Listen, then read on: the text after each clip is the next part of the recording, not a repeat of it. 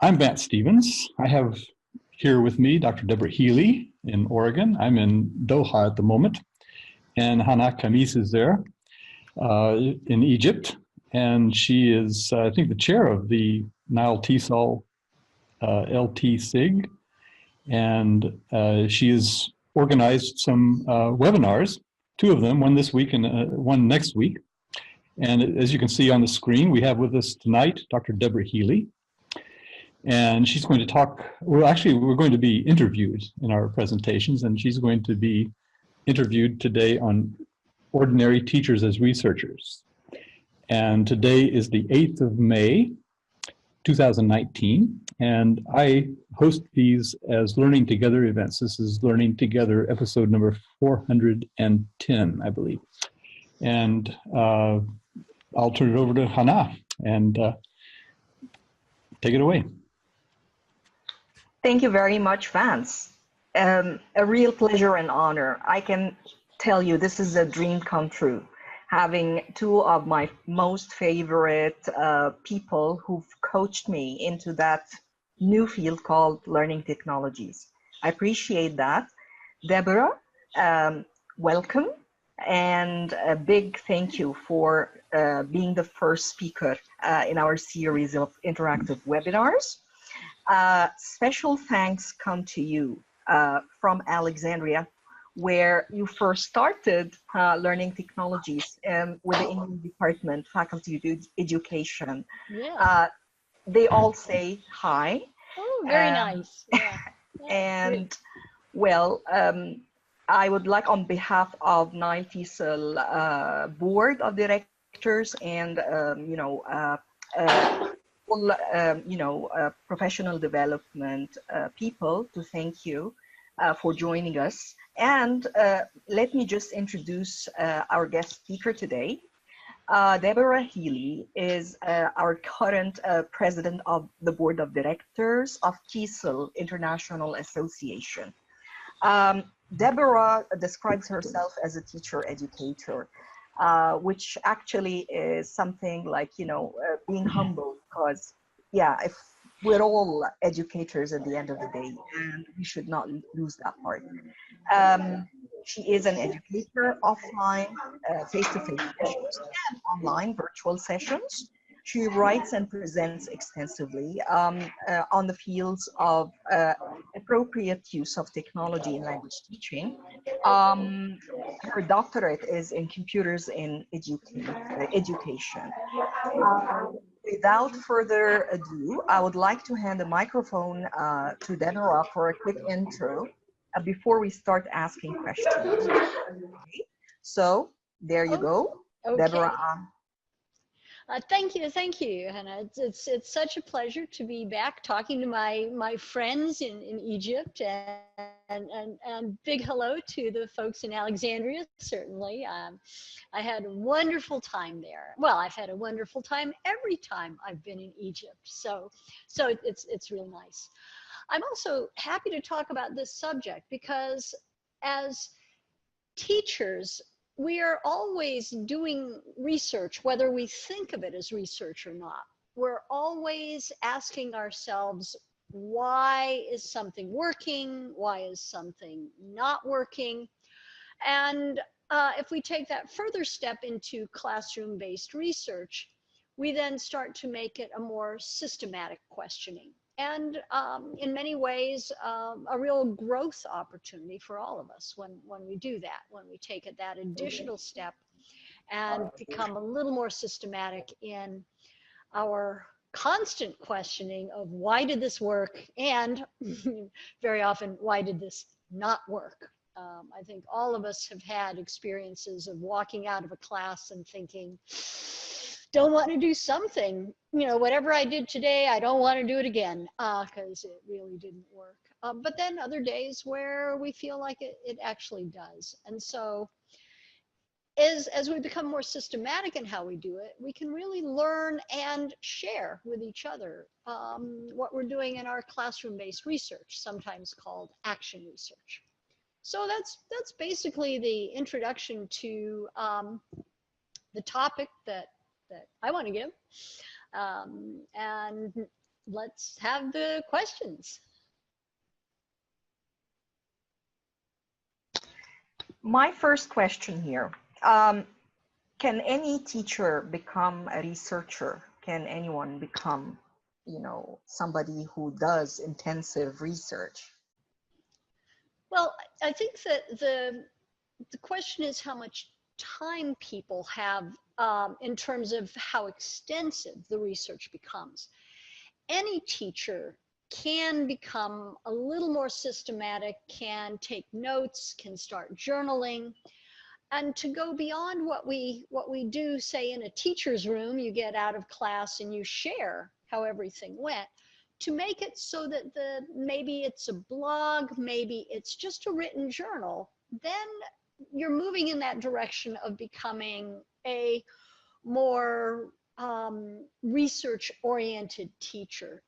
It doesn't mean you have to go and spend hours reading the literature and studying everything that's ever been done on a subject. It does mean you need to think critically about your own practice, and we generally do think critically about our own practice. So, but also, as I said before, to be systematic, to start writing things down instead of just thinking about them. And maybe, instead of just briefly talking about it with your colleagues, to regularly get together and say, hey, let's share what we've been doing. Let's share a burning question that we're all asking. And in that way, yeah, any teacher can become a researcher. How deep you want to go depends on how much time you have. Okay. What kind of research, if I'm a regular teacher, somebody who has not been trained to do research, what kind of research would be best for my purposes? Well, I think the best kind of classroom-based research is the best for classroom teachers, because you're in the classroom, you're thinking about your classroom, you're teaching, and you're thinking about your teaching. So sometimes it's called action research, as I said before. It's also called classroom-based research, because the teacher is the researcher in this case. And what the teacher does is, to really think about a question like, how can I motivate my less motivated students? Or how can I get my learners to speak more in the target language in class? Or how can I make the best use of a little bit of Arabic in my class, with beginners? So you'd pick a question. You don't do all of them. You would choose a question as your focus. And at that point, you then think about what do you need to know to answer this question? And maybe if your question is, how can I motivate students? Maybe what you need to know is the topics that students enjoy, how they feel about learning English now, what they would like to do in class. So your first step might be to say, I need to ask my students some questions to figure out, why they think they're not motivated. So at that point, you've got your research question. How can I motivate my students? You're starting to collect information. You're looking at your students, you're asking them questions, but also as you're in class, you're noticing, what is it that you do that makes them more interested? What is it that you do that makes their eyes begin to close and their heads drop because they are falling asleep? That's also part of being a researcher, noticing. So you're observing your class, not just to teach it, but also to answer your question. What is it that I'm doing that works? What am I doing that's not working so well? What do my students say? And at that point, you have the sense of, okay, maybe if I had them do a project instead of just worksheets. So then you formulate maybe I should try something else. Or maybe I should do more of this rather than that. That's your hypothesis. And so you take that, you hold that in your mind, and you think about, how can I make this happen in class? And at that point, you are doing, that research process. Let me bring up, let me get this thing so I can share a model of the action research process here. This is, let me see if I can, hopefully y'all can see it well enough. You see 2 cycles here of the action research process. This is from one of the articles that's in the collection that Hannah shared with you all. So as I said before, you start with your question. You plan what you're going to do. Once you've thought about, here's what I want to try. You plan what you're going to try. You go into class, you take action in class. You say, let me try it. You observe what happens. You say, ooh, are students happier, less happy? What's going on in class? Then when you get out of class, you reflect on it. And what's different from what we do when you move into actual classroom-based research is you take a few minutes and you write down your observations. You write down your reflection so that you've got it not just in your head, but it's also where you can go back and revisit it, where you can maybe then go into the teacher's room and share it with other teachers, where you can talk to other people about it. Maybe, you post what you did on the NileTesol mailing list or on Facebook and ask other people for comments, so that you're going through that. What did I think would happen? What happened? Why did it happen? And then at that point, you can think, do I need to revise my idea of what I'm going to try? Do I come up with a revised version of this? Or maybe, and it seemed to work well, maybe I expand it. Maybe I do more of it. Or maybe it really didn't work, so I think again about what I'm going to do. So this planning, action, observing, and reflection, that's really the research. And so that's, and then so if it worked well, you try it again, you do the same thing. You plan, try it, observe what happened, and reflect with a little bit of, jotting down your notes so that you can really track what happened. So that's, the direction that you go when you want to really turn yourself into a classroom-based researcher. So that's, the basic classroom-based project. I do see a question from Waleed asking for permission to do research. If you're doing classroom-based research, you're not using their images anywhere. You're not using their work for publication. You are trying a way of teaching. You're not really doing anything different from teaching, because you're observing, you're taking notes on what you observed. But to my mind, it's not quite at the level where you'd have to get permission to try something in your teaching that you might be doing anyway. If you have to get permission to make any change in your lesson plan, then you would have to get permission to make a change in your lesson plan. But if you're more flexible in what you can do on any given day in your class, then I would say you probably don't need permission.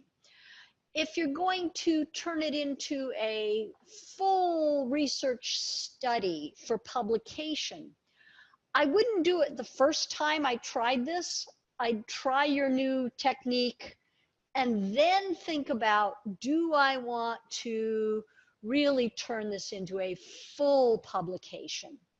In that case, then you would need to get maybe your students' permission, ministry permission, but not just to try something and critically think about your teaching as you're teaching. So I think they're a little different. Okay, let me just ask you, what would you say to a teacher who says research is boring? Well, somebody else's research is boring. Your own research is rarely boring. I think if I have to read what other people have done, yeah, it can get pretty boring. But if it's my own class, my own question, my own what's going to work, that's not boring at all. That's fascinating. I mean, it's why we teach. We teach because we like that figuring out what's going on, trying to do it better, trying to get the response from students in a positive way. And if we're doing that and taking notes and critically observing, that's fun. That's not boring anymore. But I would agree, reading research papers that other people wrote, that could be pretty boring. Where does this idea come from? I mean, that impression, and that really what puts lots of teachers off here. It's like, yeah, it is a boring process because I have too many things to do, and that will be like an extra chore. I'll never be a good researcher. I'll never get published. It's a waste of time anyway. Nobody is going to appreciate it. Where are these negative vibes coming from? Well, I think the reality of being busy, I mean, is when I ask teachers, like I'm doing workshops for various people, and I ask teachers, hey, who is not busy? No hands ever go up. I mean, everybody's busy. So, but, even as busy people, we make choices about what we do. I mean, we make choices about, do we want to just do exactly what it says in the textbook and nothing more? To me, that's what's really boring. I'd rather try to do something that's a little more personal, a little more interesting, a little more creative. So you're making this choice of, do you want to try something that might be better for your students? At that point, you're not thinking about necessarily, I'm going to get published. You're thinking about, how do I make learning better for my students? And if you realize that taking a few notes for 3-4 minutes at the end of class helps you do a better job the next time you go into class with your students, then it becomes worthwhile, because then you've got a place to start in your next class that's sort of like, you're a step ahead of yourself because you've taken notes about what worked well. So you don't have to think back and go, now, what did I do the other day that really worked? You've got it. And you glance back at your notes. You say, okay, now I'm going to try this thing. I think most people think of research as being the stuff they read about and don't like reading about in journals, or the things you had to do when you were in training.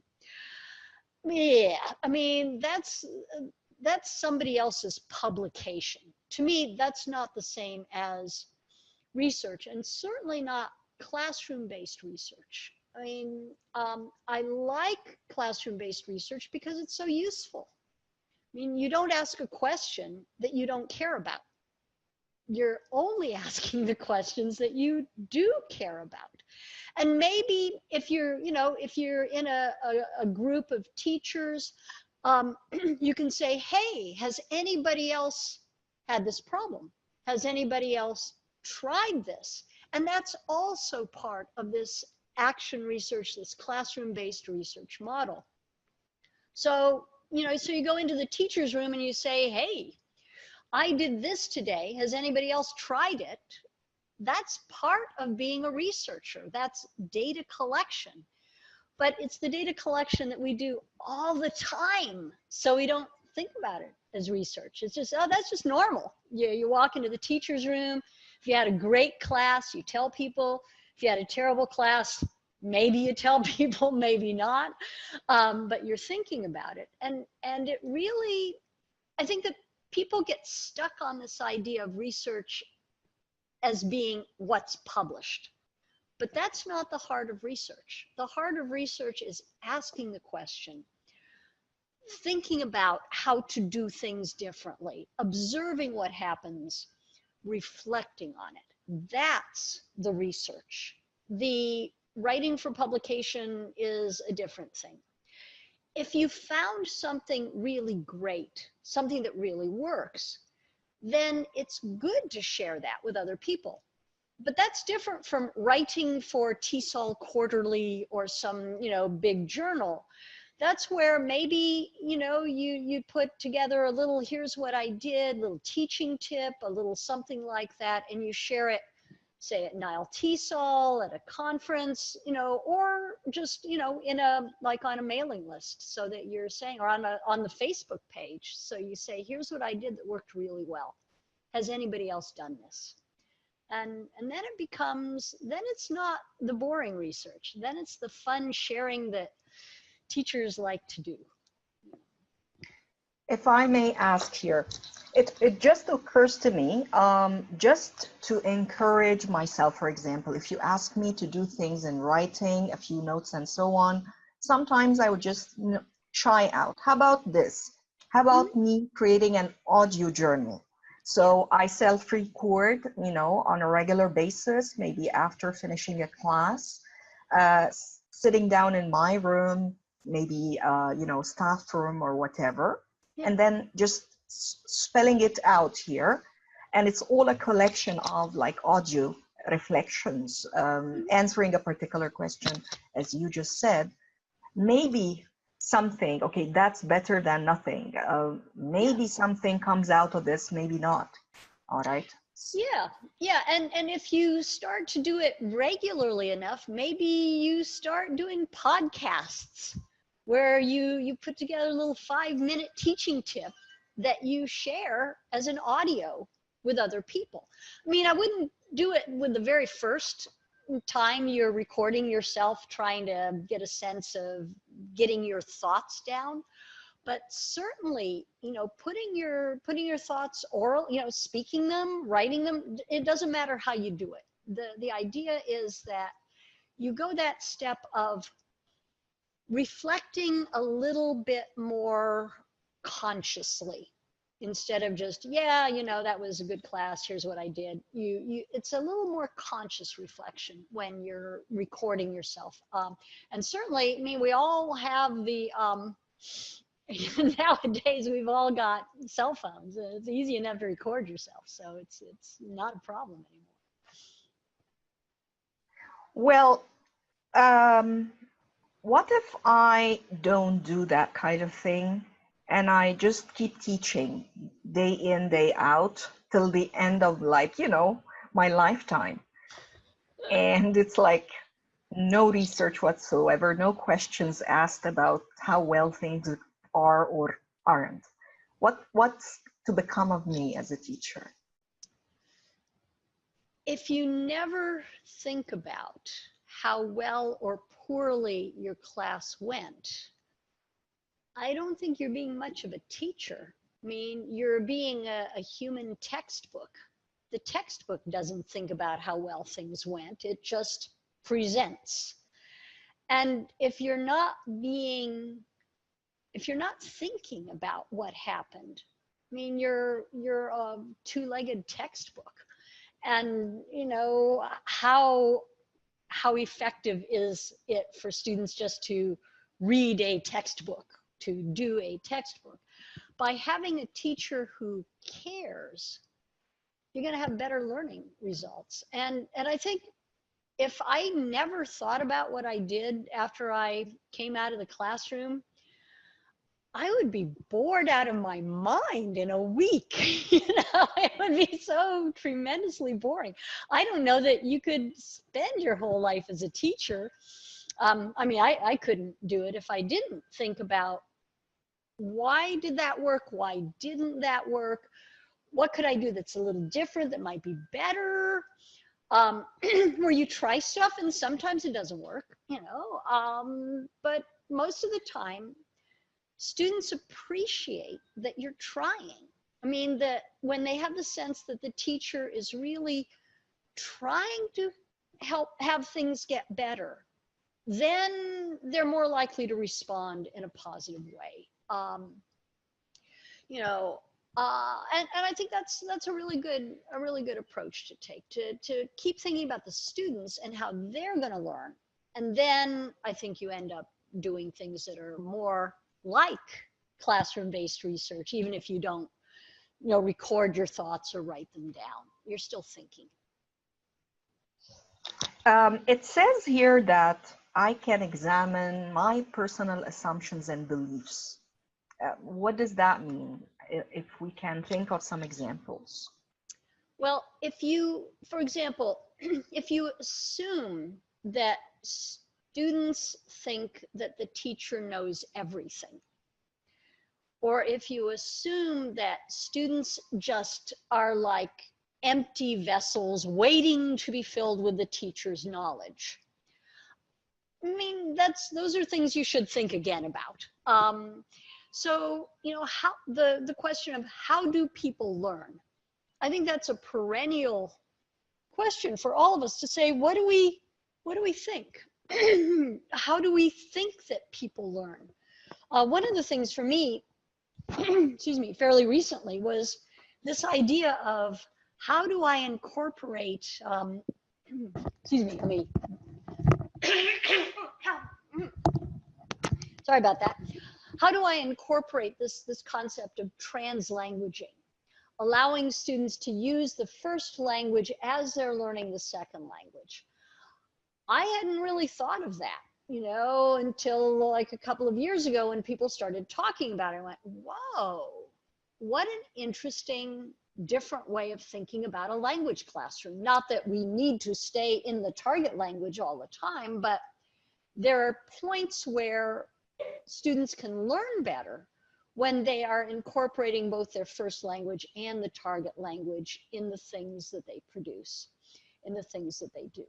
So it's ideas like you should only speak English in class. You should only speak the target language in class. You should never speak you know, the student's first language. Well, people are thinking that's maybe wrong now. And it's that kind of assumption that when you talk to other people, when you attend conferences or you listen to webinars, it might give you some ideas that make you think, maybe I should think about that a little bit. Maybe I should change my ideas. And can I possibly develop a theory, a hypothesis? I mean, that sounds like something really big, but I came across that. You can possibly formulate a hypothesis or a theory and start investigating that. Is it possible? Oh yeah, yeah. I mean, we always do. We just don't call it a hypothesis. I mean, you might think, you know, you might be thinking, I've heard a lot about project-based learning. Maybe I took an online course on it, or, you know, had a webinar on project-based learning, or in a week, gamification, for example, as an upcoming webinar. And you're thinking, you know, maybe I should try this. Maybe gamification will help my students be more motivated. Instead of calling it a hypothesis, you call it a question for the teacher about teaching. That's the hypothesis. Will adding gamification elements to my class improve students' motivation? So we don't frame it that. We don't say it that way. We don't call it the hypothesis, but we always do it. We're always walking into class thinking, what if I do X? What if I don't do Y? That's the hypothesis. It's just, we don't call it a hypothesis. We just call it a question. So if you just think about a teaching question rather than a hypothesis, and that's good. Okay, maybe now that you just inspired me now, I ask a question, write observations, reflect on that systematically, try to document that. The big question is, so what? It's like, what do I do with the data? That's a tricky technical part. Mm-hmm. Well, I think you start by saying, I'm going to try to improve my teaching. I'm going to try to help my students learn better. I'm going to increase the depth of their knowledge, their interest in learning, whatever aspect of it is. If that's your goal, you can achieve your goal. By writing things down, you get more systematic, you're more direct about achieving the goal. And then I think that, you know, it's a question of, if the insight was really valuable to you, it'll be really valuable to other people also. And how can you share it with other people? What's a great way to share? You know, I think that classroom-based research doesn't have to be published in esteemed journals to be useful to other people.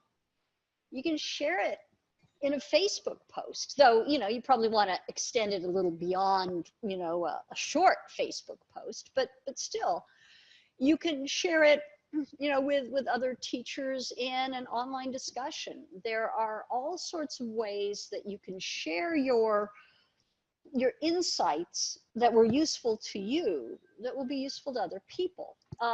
Let me put in also a mention about the NileTesol website. So it's at my.tesol.org, and I'll put it into the chat.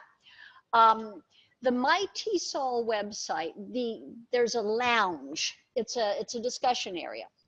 The lounge is free. You register for free. You can get together with 87,000 other teachers.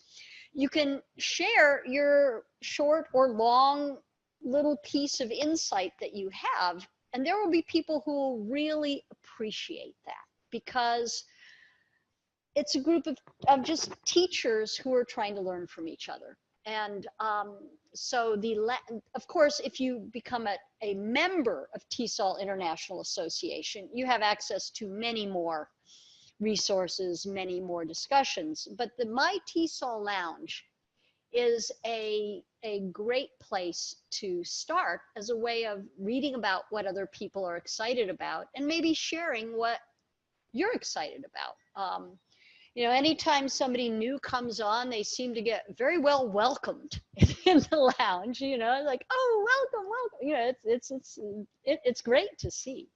So, so it's something you might consider doing. If you just want to share, here's something that worked really great in my class, and I want to share it with you. Here's what I did.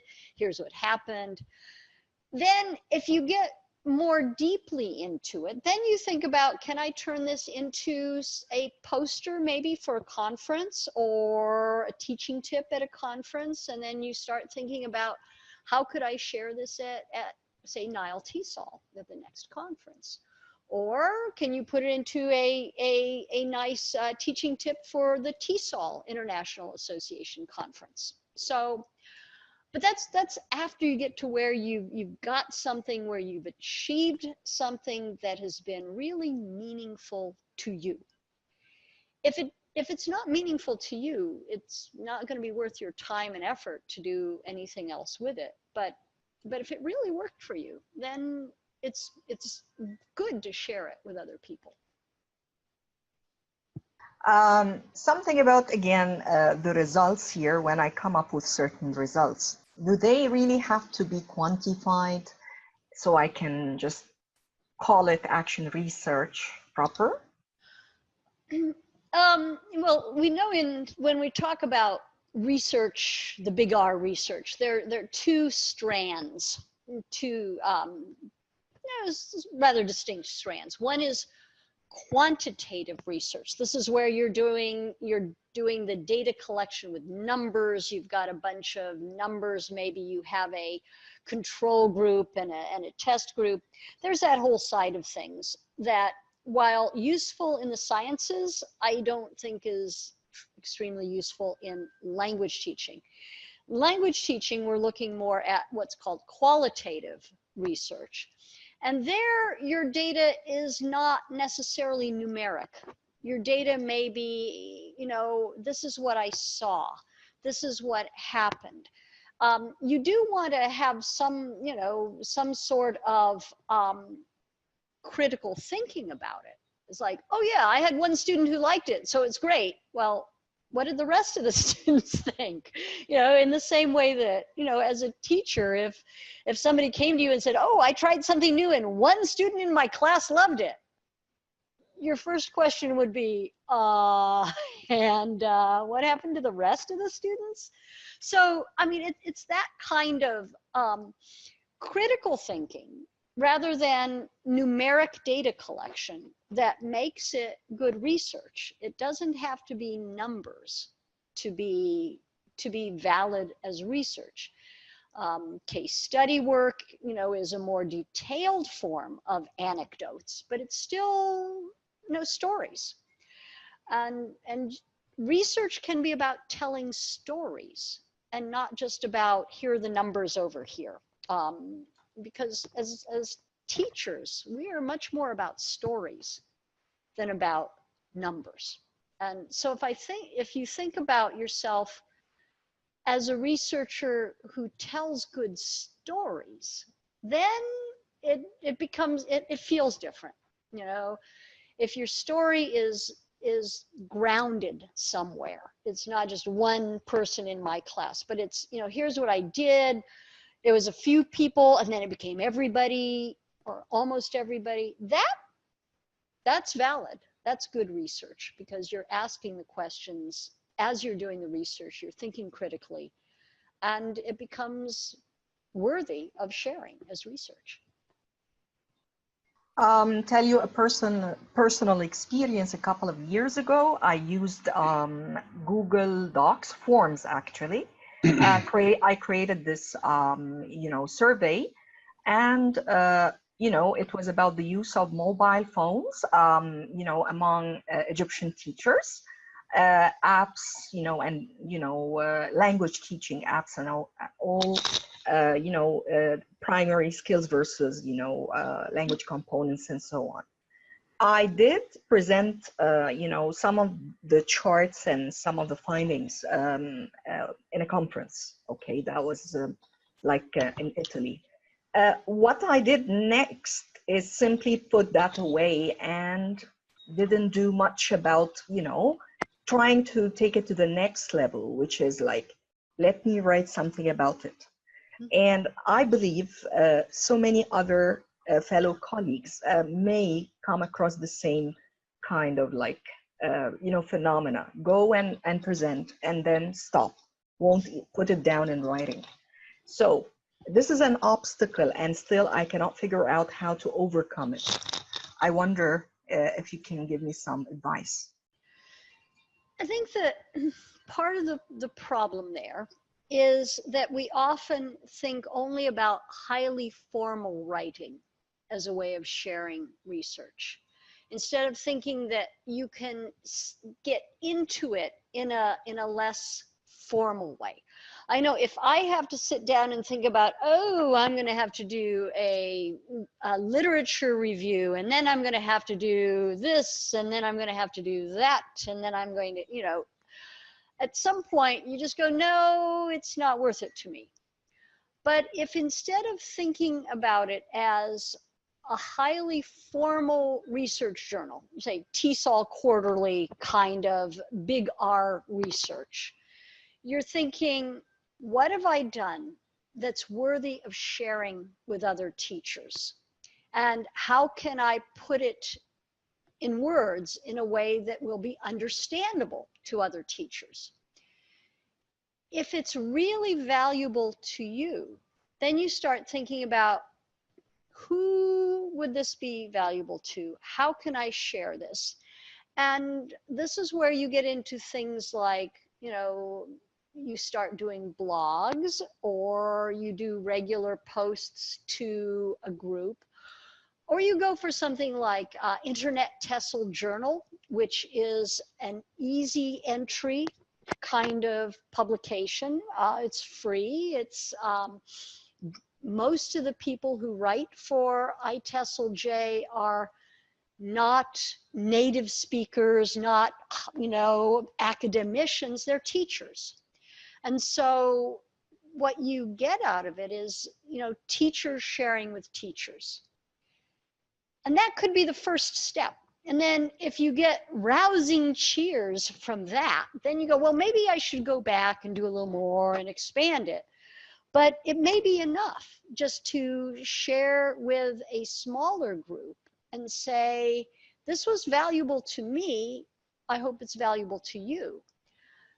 If you do it in a group that allows you to get feedback, that's really nice, because then you can hear from people who say, yeah, I tried it. Here's what happened when I tried it. Whereas something like the, you know, iTesol J, you don't necessarily get that feedback in the same way that you would with, say, a blog post or a post on a discussion group.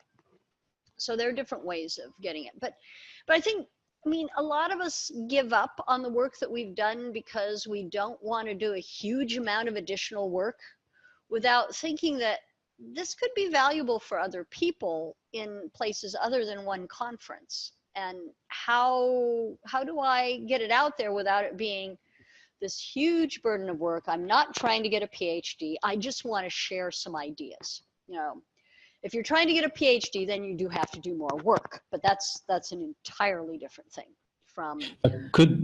Sorry. I was just trying to find a juncture, because Waleed has a question about gamification. Is it okay if he asks that question? Yes. Hello. Can you hear me? Yep. Yeah. I have a little question about gamification. When we think about gamification, we usually relate it to young learners, and we never think about giving games to adults or young adults.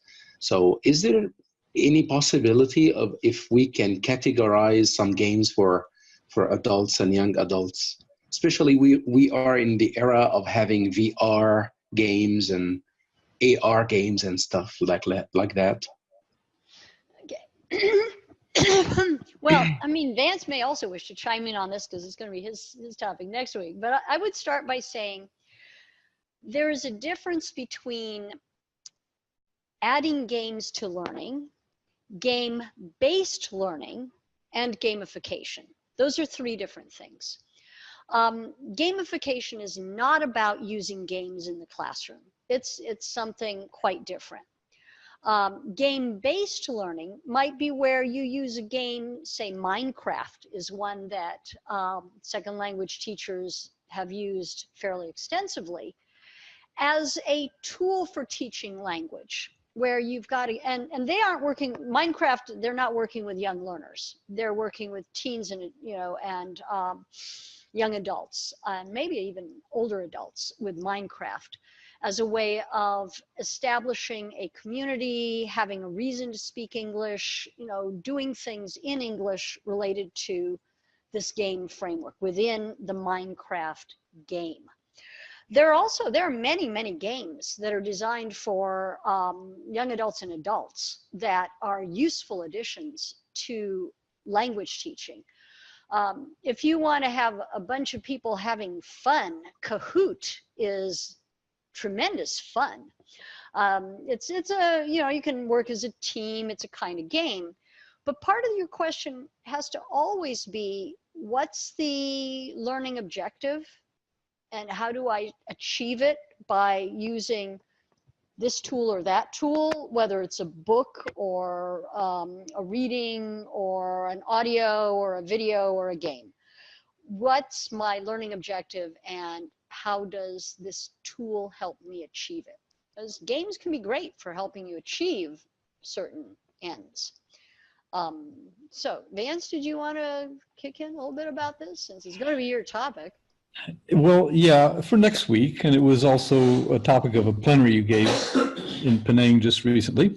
But in any event, no, to keep this on your topic, though, this is really an interesting point, because you're talking about research being boring and things like that. But suppose you had a game you wanted to play in class. Now, that's a really nice topic for teacher-based research. Maybe you'd like to address that angle.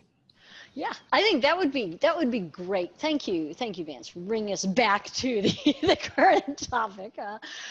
Yeah, I think your question would be, can I use, say, Kahoot, to pick an example of a game in class at a specific time to test my learners' knowledge of what I've talked about in class today? Can I use Kahoot for that? So that's your question. You then say, well, how do I set up the game so that it really does see if I can use it to assess their knowledge and to get them more excited about what they're learning? And then you try it and you observe what happens with your students. And then you think about it. Maybe you write down or you record a few notes on it. That's action research. That's classroom-based research, exactly as you are, as I've been describing it. You have a question, you try something, you observe critically, you think critically about it, and then you see if there's a way that you need to revise it a little bit and try it again. So yeah, there are a lot of games out there, and it's a matter of finding the right ones.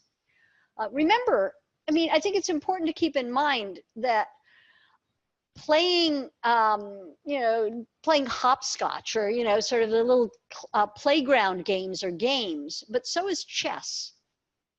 And people don't do chess with preschool students usually. You do chess with adults. So this idea of hard fun, thinking games are what you want to do as you're looking at, teenagers, young learners, young adults and adults. So I see there's a question about handouts. There is a list of resources that that I put together that have been shared, and let me pull that up so that you can see it. Let's share that. So this is a collection of readings to get you started. That was shared with your group, so something you can look at. And the other thing that I'd really like to share with you is next year in January, there's typically an EVO, Electronic Village Online, a free 5-week course on a variety of things. This one was on classroom-based research. There are ones on, I was involved in one with flipped learning last year. Vance is perennially doing EVOs on a variety of subjects. You've got a lot of choices of things that you could do to help you learn more about classroom-based research or gamification or other topics. So, so I think that's something that you can think about doing. And that's, the EVO is listed on this resource that was also shared. Can I share the poll results of a couple of questions I asked? Yes. Okay, let me try. Okay, now I'd like to share. Okay, hope it works. Yeah, here it is. My desktop, and then go to poll. And here are 4 questions I asked over several platforms or groups. This is the first question.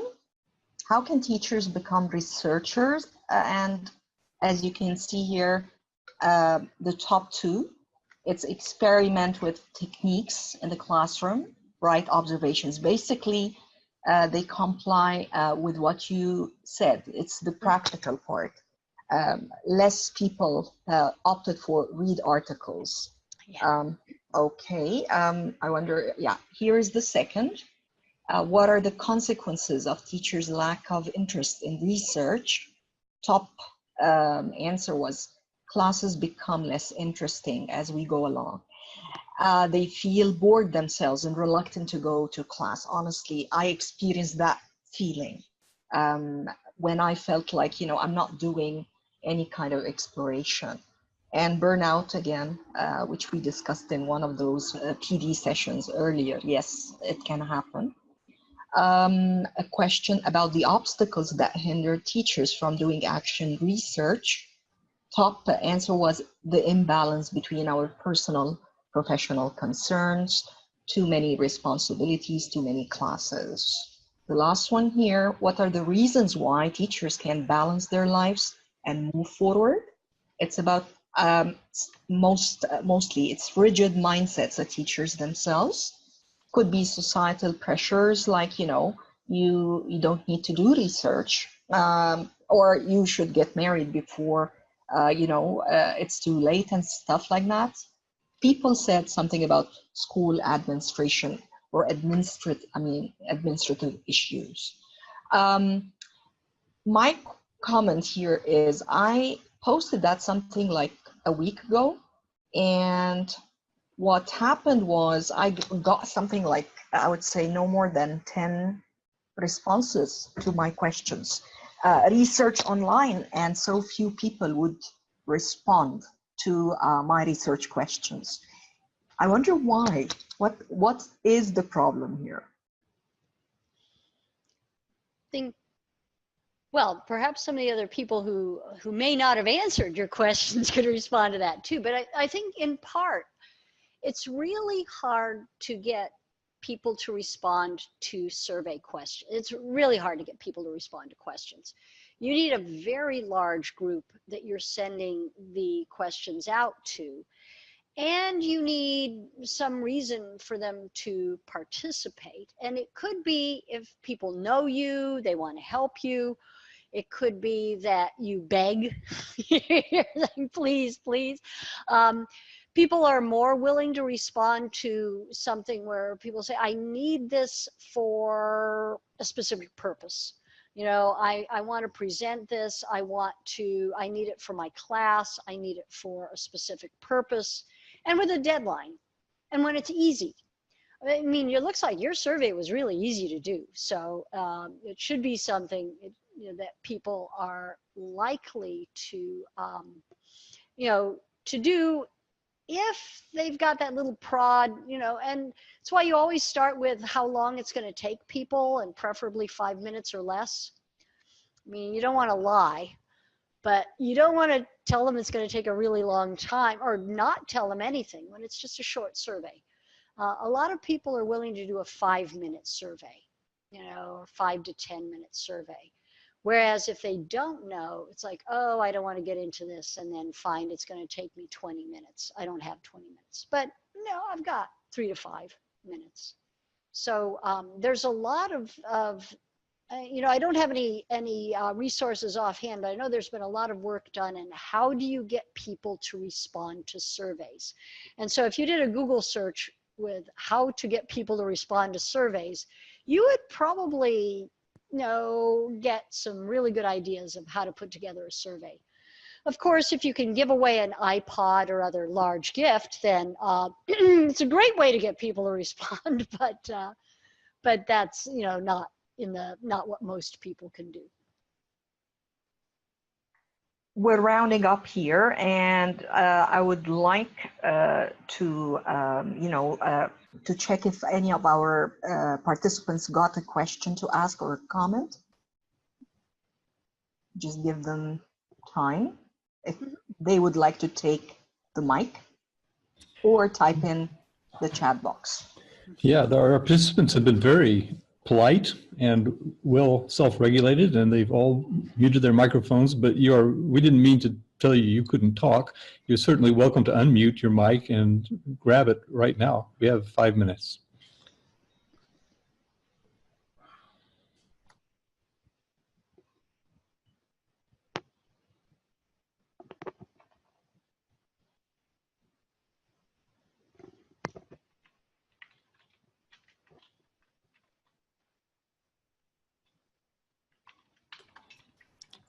I have a question while we're waiting. Yeah? Okay. My understanding of action research is that it feeds back into the class in a way that it means it's not just for the researcher just to go to it's something that the class itself learns about. So in that case, it seemed like you almost used classroom-based and action research interchangeably, but if there's a difference, what is that difference? I actually don't see much difference between the two. They seem to be used largely interchangeably in the literature. I assume that you could do action research someplace out of the classroom. Anytime you know, sort of like participant, observer kind of research, that becomes more like action research. The idea that you will use the results of your research in doing something, you know, a very direct use would be the broader classroom, the broader action research. And classroom-based research would just be the, you know, what I normally think of as action research, being a teacher. So, so that's what it would be for me. But I could see action research being potentially broader. It doesn't have to be in the classroom.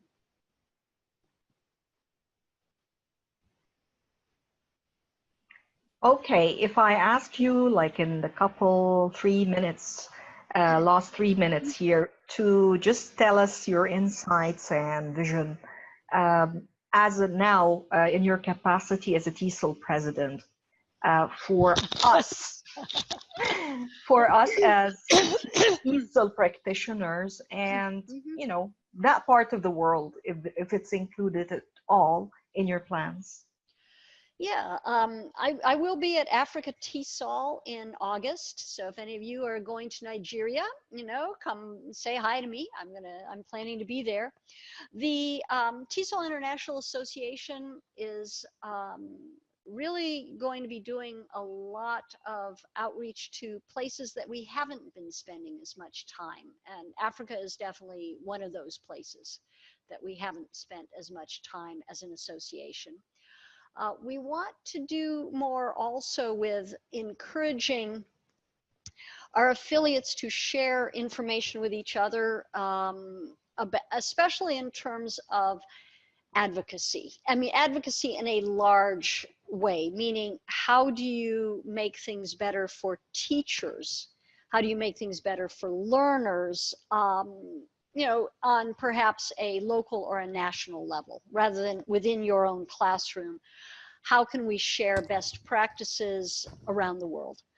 You know, in the United States, TESOL has a very, very nice advocacy summit that works very well in the United States because it's based on going and talking to, you know, members of Congress and government. But we would really like to see how we can do more to share ideas of how people encourage their local administrations, their ministries, their governments to do a better job in serving our learners and our teachers. And that's something that is not what the association can do for affiliates, but what affiliates can do by sharing with each other. I mean, how did you get things to happen? How, you know, what are you struggling to do? In many countries, it's where the government has suddenly decided that we are now going to start English not at grade 8, but at grade 4. And, you know, Egypt did that, not all that long ago. It's like, guess what? You're going to start teaching English at grade 4. Of course, you didn't have nearly enough people who were able to teach English in primary school. It became sort of a big, a great difficulty for teachers, shall we say, when the government imposes this kind of idea because they think it's a good idea. Well, how can teachers make their voices heard? How can teachers say, hey, we want training if we're going to have to do this? We want some time. We want professional development. We need help. We can't just suddenly start speaking English because the government decided we should start teaching English. So it's that kind of thing where we would like to see places. I mean, in Egypt, you've got a rich tradition of professional development. I mean, what you can also do is share with other affiliates that don't have quite so rich a tradition what you do. And that would be, if TESOL can become more of a clearinghouse for this kind of exchange, I think that would be really good. And so that's a direction that, that we're hoping to move in, is to do more. It's wonderful to hear that. On behalf, again, of NileTesol board and PD committee and Learning Technology Special Interest Group, we cannot thank you enough, Deborah, for dedicating that past hour to answer our questions and reconnect with your experience and your students here at the other side of the world. Thank you, Vance, for helping out, for backing us up all the time. And I can't really thank you enough. I'm turning the microphone to Vance, if you have one final words. So we wrap up the session. Okay, well, thank you very much. I really appreciate being invited by NileTesol to host this event and the one next week. And it happened to be convenient for me. This one is late in Malaysia, but I happen to be in Doha, where it's very conveniently scheduled. And that made it convenient for me to host Deborah here. So it was very nice to sit on this topic and to run the session. And it's I post all my Learning Together events at learningtogether.net. I'll put that link in the chat, I suppose. And I would like to thank you very much for coming. We have 18 participants at the moment, the participants in this session. And I took a screenshot of that. And the number has been building as we've gone. So anyway, that's a very healthy turnout. Well, thank you very much for putting it on. It seems it's getting a lot of the right attention, and it's a really great professional development effort. So again, this is May 8th, 2019, and we were with Dr. Deborah Healy talking about teachers as researchers in Learning Together, episode 410. Thank you very much. Thank you all. Okay. Thanks, Deborah. Bye-bye.